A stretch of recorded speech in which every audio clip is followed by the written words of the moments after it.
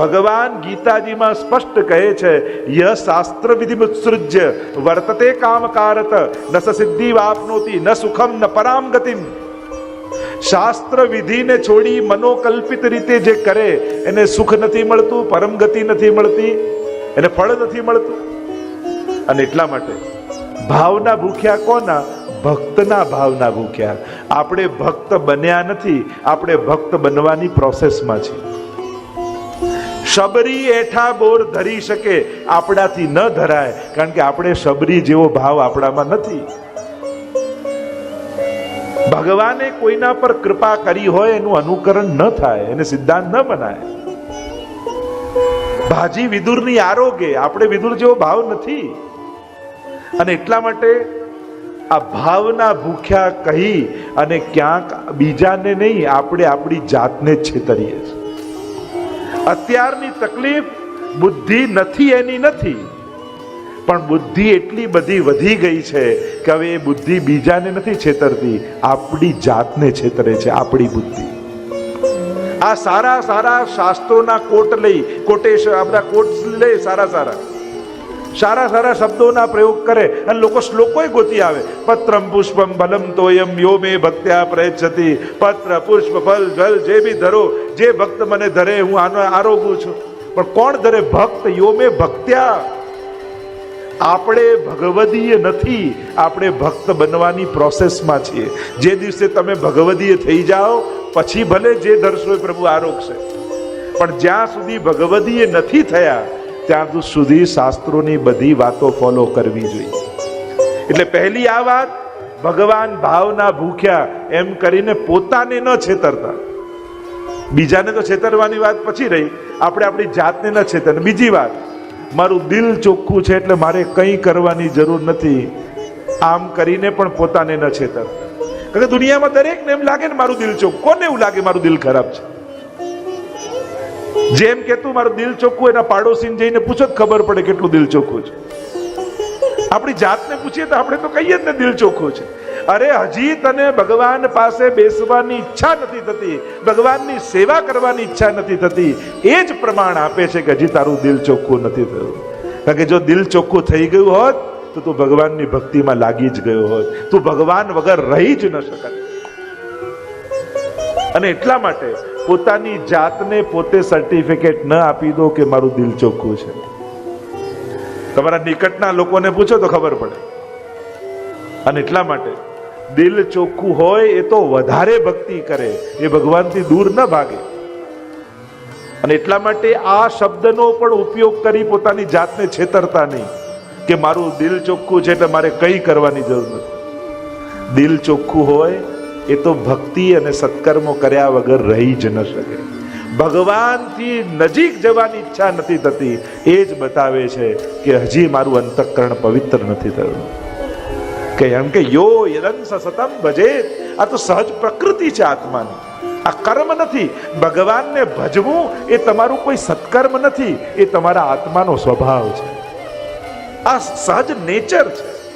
જેમ કોઈ વસ્તુ જમીનમાંથી ઉપાડીને છોડી નીચે પડી, કારણ કે પૃથ્વીનો ટુકડો છે, એ પૃથ્વીનો અંશ છે એટલે અંશી તરફ જાય છે.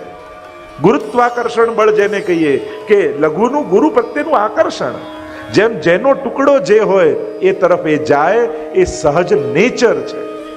એમાં આત્મા ભગવાનનો અંશ છે, એ ભગવાનને ભજે એનું સત્કર્મ નથી, એનો સ્વભાવ છે, એની પ્રકૃતિ છે. ભગવાનથી દૂર કરી આપણે આત્માને એના સ્વભાવથી દૂર કરીએ છીએ, એની પ્રકૃતિથી દૂર કરીએ છીએ. અને એટલા માટે આત્મા દુઃખી થાય છે, કારણ કે ભગવાનથી દૂર થાય છે. આમ શાસ્ત્ર આજ્ઞા તો મૂળ વાત જે કરું છું કે શંકા પ્રગટે ખરાબ નથી, પણ ગલત વ્યક્તિ આગળ એ પ્રસ્તુત કરવી ખરાબ છે. અને એટલા માટે ઓથેન્ટિક પર્સન પાસેથી ધર્મનું જ્ઞાન લેવું. ગમે તે જેને, કારણ કે આપણું નોલેજ ક્યાંથી ભેગું થાય? થોડું ટીવીમાં સિરિયલ જોઈએ, ક્યાંક એક બુકનું પેજ વાંચ્યું, ક્યાંક કોઈક મેગેઝિન વાંચી, કોઈ છાપામાં લેખ વાંચો, અને પછી જે ખીચડી થાય આપણા જ્ઞાનની, પછી કન્ફ્યુઝ થયા કરીએ. અને કન્ફ્યુઝ થઈ, આ બધું બહુ અઘરું, અમને ના આવડે, આ બધું બહુ અઘરું. અઘરું નથી, આપણે સુવ્યવસ્થિત એનું જ્ઞાન નથી લીધું. એની વિશાળતા, એનું મહાત્મ્ય છે, એની કમજોરી નથી. આપણા એટલા વિશાળ શાસ્ત્રો છે અને એને કમજોરી ન કહેવાય, એની મહાનતા કહેવાય. પણ સુવ્યવસ્થિત રીતે જાણવાથી ભક્તિ દ્રઢ થાય છે. આપણે પુષ્ટિ માર્ગ માટે પણ બહુ અઘરું એમ કરીને કેવી પરસેપ્શન, એવી ધારણા બનાવી લીધી છે. કાંઈ અઘરું નથી, સાવ સહેલું છે, સરળ છે. આપણે શું પેલા મરજાદી વૈષ્ણવને જોઈ લીધા ને, અને એમને જોઈને એમ લાગે કે આવું ન કરો તો પુષ્ટિ માર્ગ જ ન કહેવાય. ના, આજે સવારે જ હું વાત કરતો હતો કે આપણે એક માળા કરીએ તોય પુષ્ટિ માર્ગી છે, આપણે એક પાઠ કરીએ તોય પુષ્ટિ માર્ગી છે, આપણે ખાલી એકવાર હવેલીમાં દર્શન કરવા જઈએ છે ને તોય પુષ્ટિ માર્ગી છે. વધારે કરે એ જ પુષ્ટિ માર્ગી એમ નથી. અને જે વધારે કરતા હોય ને એને ઓછું કરનારને પણ હીન નહીં જાણવા, નાના નહીં જાણવા. ઘણીવાર આપણી આ તકલીફ થઈ જાય છે. એક વસ્તુ સમાજમાં સ્પષ્ટ કરી લેજો, તમે ભલે મરજાદ પાળતા હો, સકડી ભોગ ધરતા હો, વધારે કરતા હો, આખો દિવસ સેવામાં ગાળતા હો, પણ કોઈ મિશ્રી ભોગ ધરતું હોય ને એને નાનો ન જાણતા. આપણે કોણ આ મોટો નાનો કરનાર? કેવી કૃપા ઠાકોરજી એના ઉપર છે કે એના હાથની ઠાકોરજી મિશ્રી આરોગે છે. એ કોઈ નાની વાત છે? જેના મુખમાં ભગવદ નામ રહેતું હોય ને એને વંદન કરવા જોઈએ, એને નાનો ન ગણાય. આપણા સમાજની એક ધારણા થઈ જાય કે બસ જે વધારે સેવા કરે એ જ સાચા વૈષ્ણવ ને બાકી બધા ખરાબ. ના, ક્યારે પણ અલૌકિક કાર્યોમાં લૌકિક રીતે તુલના નહીં કરવી. જ્યારે પણ ભગવત કાર્યો કરવા જાવ ને, એ પાઠ હોય, સેવા હોય, સત્સંગ હોય, કથા હોય, મનોરથ હોય, ક્યારે પણ એવું તુલના નહીં કરવી કે પેલા કરતા આપણે મોટું કર્યું, પેલા કરતા આપણે સારું કર્યું. ક્યારે? દરેકનું ભગવત કાર્ય શ્રેષ્ઠ જ છે. ક્યારે પણ તુલના નહીં કરવી, કારણ કે તો પછી અલૌકિક કાર્યોમાં લૌકિકતા પ્રવેશી જશે. અને જ્યાં લૌકિકતા પ્રવેશી જાય ત્યાં પછી ભગવાન નથી આવતા. એટલે કોશિશ કરવી. તમે વધારે સેવા કરો છો, વંદન. તમે અંસકડી ધરો છો, વંદન. તમે કોઈ દૂધઘર ધરો છો, વંદન. તમે મિશ્રી ધરો, વંદન. જેને ત્યાં પણ ઠાકોરજી બિરાજે છે ને એને હું અહીંયાથી વંદન કરું છું કે તમારા ઉપર ઠાકોરજીની ખૂબ કૃપા છે કે ઠાકોરજી પોતાનું વૈકુંઠ છોડી તમારા ઘરે આવીને વસ્યા છે. તમે ખરેખર વંદનીય છે. એને વંદન કરવા, અહોભાવ. વૈષ્ણવે તો વૈષ્ણવ પ્રત્યે સદાય અહોભાવ રાખો. એને ક્યારે હીન નહીં કરવા, તુચ્છ નહીં જાણવા, એને ધુતકારવા નહીં, એનું અપમાન નહીં કરવું. તમે તો મિશ્રીવાળા કઈ ધરતા નથી, નામ કરો છો. ના, પ્રભુની એના પર કૃપા છે, એના હાથની ઠાકોરજી મિશ્રી આરોગ્ય છે. અને મિશ્રી ધરનારે પણ રડતા રડતા નહીં, કાંઈ થતું નથી, મિશ્રી ધરીએ છે. ઠાકોરજી કે આય પાછી લઈ જાય. એક તો ધરો મિશ્રી ને એ રડતા રડતા. ના, ઉત્સાહમાં પ્રભુની કેવી કૃપા છે. પ્રભુ મારા હાથે મિશ્રી આરોગ્ય છે, મારા પર મહાપ્રભુજીની કેવી કૃપા છે. આમ ઉત્સાહથી, ઉત્સાહ એ સેવાનું પહેલું પગથિયું છે. ઉત્સાહ નથી તો પછી ગમે તે ધરો, ગમે તે કરો, પ્રભુને આનંદ ના આવે. એટલે ભલે મિશ્રીએ ધરો પણ ઉત્સાહ. કેવી કૃપા મારા ઉપર. જો ને ઠાકોરજી મિશ્રી, નહીં તો હું તો સદાય લૌકિકમાં રહેતો, ક્યારે પ્રભુ મને યાદે ના આવતા. પણ વલ્લભની કેવી કૃપા થઈ, મેં બ્રહ્મ સમન લીધું, મારા ઘરે ઠાકોરજી પધાર્યા અને મારા હાથની મિશ્રી પ્રભુ આરોગે છે. કેવી કૃપા મારા ઉપર છે. અહો ભાગ્ય. અરે કાગડો ઠાકોરજીના હાથમાંથી જૂઠણ પેલું માખણ રોટી લઈ તો કાગ કે ભાગ કહા કહીએ, હરી હાથ સો લે ગયો માખણ રોટી.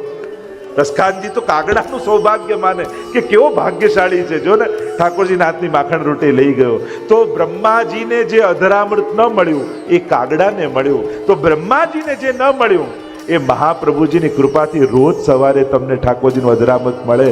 તમે કેવા ભાગ્યશાળી વૈષ્ણવ. આ સૌભાગ્ય ઓછું છે કે પ્રભુની રોજ ધરેલી અધરામૃતની મિશ્રી આપણને મળે, એ આપણું બહુ મોટું સૌભાગ્ય છે.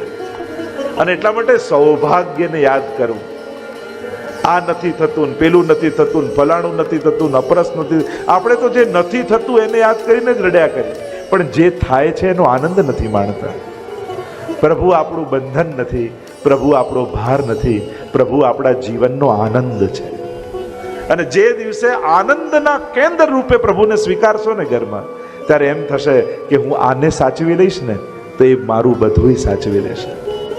જો હું ઠાકોરજીને સાચવી લઈશ તો ઠાકોરજી મારું બધું સાચવી લેશે. એવા અહોભાવથી પ્રભુને સેવો. અને એટલા માટે જે વધારે કરે છે એને ઓછું કરનાર પ્રત્યે ક્યારે પણ દુર્ભાવ યા હીન ભાવ નહીં લાવવો. આ આધ્યાત્મિક અપરાધ છે એમ હરિરાયજી આપણને સમજાવે છે. આગળ તો ઘણી બધી ચર્ચા આવશે, મારે એ બધી જ ચર્ચા કરવી છે. આમાં પ્રભુના સ્વરૂપ, એમની લીલા, એમની વૃદ્ધ ધર્માશ્રયિતા, સેવાનો પ્રકાર, સેવાનો ક્રમ, આ બધું જ મારે લેવું છે. એટલે ખાસ બધાને અનુરોધ કરીશ, એકે દિવસ ચૂકતા નહીં. આખો પુષ્ટિ માર્ગ સમજવાનો એક આપણને રૂડો અવસર મળેલો છે. સિદ્ધાંત પક્ષ તો લઈશું, પણ સાથે સાથે આ ભાવ પક્ષ અને વ્યવહાર પક્ષ, આ ત્રણેય પક્ષોને લેવાના છે. તો અહીંયા શ્રી હરિરાય મહાપ્રભુજી આપણને 5 ફળ જે બતાવ્યા, સત્સંગમાં રુચિ, ચોથું કહ્યું ભગવત સેવામાં તત્પરતા, અને 5મું હૃદય અલૌકિક આનંદથી ભરાઈ જવું. આ 5 ફળ શિક્ષાપત્રના આપણને મળશે. આવો પ્રવેશ કરીએ શિક્ષાપત્રની આ દિવ્ય ગાથામાં. હરિરાય મહાપ્રભુજી 41 શિક્ષાપત્રો ગોપેશ્વરજીને લખે છે, અને ગોપેશ્વરજી બધા ઉપર પોતાની ટીકા લખે છે, પોતાનું વિવરણ, પોતાના વિચારો પ્રસ્તુત કરે છે. આપ બધા પાસે શિક્ષાપત્રની પુસ્તિકા છે, અને આ 7 દિવસ લઈને આવવાની છે. એકે દિવસ ચૂકતા નહીં, કારણ કે નહીં તો શ્લોક તમે સાથે બોલી. અમારો એક વિચાર એ હતો કે જે અહીંયાથી શ્લોક ગવાય તો આપ કેવલ સાંભળો નહીં, આપ પણ બોલો, જેથી જે અઘરું છે ને એ બધું આપના માઇન્ડમાંથી જતું રહે, અને તમને કોન્ફિડન્સ આવે કે ચલો હું બોલી શકું છું, હું ગાઈ શકું છું, ના મને આવડે છે. કંઈ કોઈ શાસ્ત્રો અઘરા નથી. આ તમારી અંદર બેસાડી દેવામાં આવ્યું, તમને સમજમાં ના આવે, આ બધું કઠિન, આ બધું અઘરું. હા, સંસ્કૃત ભાષા આપણને ક્યાંક લેંગ્વેજ પ્રોબ્લેમ છે. કોઈને ઇંગ્લિશ ના આવડતું હોય, ઇંગ્લિશની બુક આપો તેને અઘરી લાગે, સ્વાભાવિક છે. પણ બોલતા બોલતા શીખી જવાય. મૂકી દેશો તો ક્યારે નહીં આવડે. શીખવું છે તો 2 વાર વધારે બોલો. તમને કાંઈ નથી આવડતું એ હું માનું કે વાંક અમારો કહેવાય. સ્કૂલમાં, ક્લાસમાં જે સ્ટુડન્ટોને નથી આવડતું તો વાંક કોનો? ટીચરનો જ કહેવાય. તો ટીચરે જે સ્ટુડન્ટને ન આવડતું હોય યા નબળો હોય એને વધારે વાર બોલાવવો જોઈએ, એને ટ્યુશન કરાવવું જોઈએ, એની જોડે વધારે બેસવું જોઈએ, જેથી એને આવડી જાય. પુષ્ટિ માર્ગમાં ઊંધું થાય. તમને નથી આવડતું, તમે તો દૂર જ રહેજો, તમે તો આવતા જ નહીં, તમે નજીક ના આવતા. ઘણી વાર ઘરે પધરાવની હોય ને તો એવું થાય. બહેનોએ પહેલેથી ભાઈઓને ઇન્સ્ટ્રક્શન બધી આપી, તમે વચ્ચે બોલતા નહીં, તમને આવડતું નથી. એટલે પેલો બિચારો દૂર દૂર જ ભાગે. અમે એને કહીએ નજીક આવે, પેલો દૂરથી જુએ પત્નીની સામે, નજીક આવે જ નહીં. કારણ કે પહેલી તકલીફ શું થાય, પેલા ભાઈ આવી જય શ્રી કૃષ્ણ મહારાજ શ્રી, અને જ્યાં જય શ્રી કૃષ્ણ બોલો એને બધાને પકડીને ખૂણામાં લઈ જાય. જય શ્રી કૃષ્ણ બોલાતું હશે, આમ કરાતું હશે, પેલું કરાતું, પેલાને થાય કે અહીંયા તો અવાય જ નહીં. ક્યાંક આપણે બધા ઘરે ઘરે નથી આવું કરતા, થાય છે ને? થોડું કહેવાય. જો દરેક જ્ઞાન એ જ ટાઈમે બધું શીખવાડી દેવું જરૂરી નથી. અને કોઈનો ઈગો હટ કરી દો ને પછી ગમે તેટલું જ્ઞાન આપો એને નથી જ સ્વીકારવાનું. આપણે કારણે કોઈને અભાવ ન થાય એની સાવધાની સદાય રાખવી. એટલે કોઈ બોલી ગયું જય શ્રી કૃષ્ણ, કોઈ પાપ થોડી કરી દીધું છે. એને પછી બધું શીખવાડાય, સમજાવાય, સમય આવે બધું જ થાય. પણ એ જ ટાઈમે બધાની વચ્ચે એનું અપમાનિત કરીને એને શીખવાડવાનો જે દુરાગ્રહ આપણો છે ને, બ્રહ્મ સમન લેતા જ એને દમલાજી બનાવવાની જે મહેનતમાં આપણે લાગી જઈએ છે ને, પેલો છેડો જ ફાડીને જતો રહે કે જવાય, દૂર જાઓ, દૂર જાઓ, દૂર જાઓ. અને પેલો એવો દૂર જાય કે પછી આવે જ નહીં. અને પછી ફરિયાદ કરવા અમને જ આવે, બધું જ કરીએ પણ આ નથી આવતા, તો ના જ આવે ને. આપણે જ દૂર કર્યા છે. અને અમારા પક્ષે પણ એવું હોવું જોઈએ કે આપણી નિકટ આવતા કોઈને બીક ન. મોટો માણસ એ જ છે જેની પાસે જતા કોઈને મોટાઈ ન લાગે. જ્યાં ભાર ન લાગે ત્યાં જ ભાવ આવે ને. જ્યાં નજીક જતા બીક લાગતી હોય તો તમે શું બેસો ને શું પૂછો? તો તમને નથી આવડતું એમાં ક્યાંક હું શીખવાડું, અમારો જ વાંક કહેવાય. અમે તમને કેમ ન શીખવાડી શક્યા? અમારે જ તમને ભણાવવા જોઈએ. સૌથી પહેલા તો આજુબાજુનું ગુરુજનોને ત્યાંનું વાતાવરણ એવું હોવું જોઈએ કે લોકોને આવતા બીક ન લાગે, એને પોતાનાપણું લાગે, એ પોતાના મનની વાત કરી શકે. એટલે સુધારવાની ઉતાવળ કરતા સ્વીકારવાની ઉતાવળ હોવી જોઈએ કે આને સ્વીકારો પહેલા જેમ છે. સુધારવાનું પહેલું પગથિયું જે છે કે સ્વીકાર. પહેલા સ્વીકારો, પછી આપમેળે સુધારવા લાગે, પોતાને જેમ થાય. થોડુંક વાતાવરણ આપણે ત્યાં હળવું બનાવવાની જરૂર છે. જે ભારે વાતાવરણ બનાવી રાખીએ છીએ ને, બોલાય નહીં, પૂછાય નહીં, વાત શ્રમ પડી જાય, શ્રમ પડી જાય, શ્રમ પડી જાય, જાણે એમ જ લાગે કે અમને તો વાતે વાતે શ્રમ જ પડે છે. આ તમે પૂછો નહીં ને એમાં શ્રમ પડે છે, તમે મળો નહીં ને એમાં શ્રમ પડે છે. અમને કહેવામાં બોલવામાં ક્યાંય કોઈ શ્રમ, અને શ્રમ લેવા જ તો આવ્યા છે. અરે મહાપ્રભુજીએ કેટલો શ્રમ લીધો છે, વિચાર તો કરો. ભારતના એક નાનકડા ગામડામાં, એક ઝૂંપડામાં પણ કોઈ દૈવી જીવ રહેતો હોય ને તો મહાપ્રભુજીના ઘર સુધી પધાર્યા છે. હવેલી બાંધીને બેઠા નથી રહ્યા કે દૈવી હશે આવશે હવેલી. આ મહાપ્રભુજી એક જગ્યાએ બેઠા રહે ના, એક ખુલ્લો ધોતીને ઉપરનો ધારણ કરી ખુલ્લા ચરણારવિંદથી માતે ઝાંપીજી લઈ તાળ તડકો વરસાદ કાંઈ જોયા વગર એક દૈવી જીવના ઉદ્ધાર માટે મહાપ્રભુજી ખૂણે ખૂણે પહોંચ્યા છે. આ શ્રમ મહાપ્રભુજીએ લીધેલો છે. અને એટલા માટે શ્રમ અમારા માટે એ છે કે જે દિવસે કોઈ એક વૈષ્ણવ પણ નજીક ના આવી અને પોતાના ભાવની ચર્ચા ન કરે, એ દિવસે એમ લાગે કે આજે આખો દિવસ નકામો ગયો. અમે ગુસાઈજીનો પણ એવો ક્રમ હતો કે એક દિવસે કોઈ એકને બ્રહ્મ સંબંધ ના આપે તો ઉપવાસ કરતા ગુસાઈજી, કે આજે કોઈ એક દૈવી જીવનો સ્વીકાર ન કરે. શ્રમ તો આ છે. અને એટલા માટે અત્યારના સમયની આવશ્યકતા એ છે કે અમે વલ્લભ કુલ અને તમે પણ સાધારણ નથી, તમે વૈષ્ણવ કુલ છો. જેવું ગૌરવ અમને હોય ને વલ્લભ કુલનું, એમ તમારી અંદર પણ ગૌરવ હોવું જોઈએ. અમે વૈષ્ણવ કુળના છીએ, અમે એ વૈષ્ણવની સંતાનો છે, એ વાતનો ગૌરવ તમારી અંદર હોવો જોઈએ. અને જ્યારે વલ્લભ કુલ ને વૈષ્ણવ કુળ આમ સાથે હળવા મને બેસવા થશે ને, કારણ કે જ્ઞાનની પછી જરૂર છે સમાજને, સૌથી પહેલા તો પ્રેમની જરૂર છે. કોઈ ગુરુજન માથે હાથ રાખીને પોતાના સેવકને કહે કે જરાય ચિંતા ન કરતો, હું તારી જોડે બેઠો છું ને, ઠાકોરજી બધું તારું સારું કરશે. આવો હૂંફનો હાથ જો કોઈ વૈષ્ણવના માથે ગુરુનો પડી જાય ને, એનું આખું જીવન બદલાઈ જાય. પ્રેમની જરૂર છે ને. અને ખુલ્લા દિલે હું સ્વીકારું છું કે અમારા વલ્લભ કુલ તરફથી વૈષ્ણવ કુળને હૂંફ નથી મળી. ક્યાંક એ પ્રેમનો અભાવ રહ્યો અને એને કારણે આપણે ત્યાં ડિસ્ટન્સ વધી ગયું કે તમે દૂર થઈ ગયા, તમે બોલતા ગભરાયા, કહેતા ગભરાયા. અને ઘણા તો એમ જ હોય કે વલ્લભ કુલ તો ગુસ્સામાં જ 24 કલાક બેઠું, એમ જ લાગે કે હમણાં નારાજ થઈ જશે, હમણાં નારાજ થઈ. આવું ક્યાં છે? તો મૂળ વાત અમે જ્યારે એમ માનીશું ને કે તમે મહાપ્રભુજીના સેવક છો, ત્યારે આ બધું જ મટી જશે. અમારા માને રાખીશું ને ત્યાં સુધી આ બધો રોગ છે. જે દિવસે અમારી અંદર એ ખીલશે, કારણ કે આ કબાટમાં હીરો પડ્યો હોય તો એ હીરો કબાટનો ન થઈ જાય, તો માલિકનો જ કહેવાય.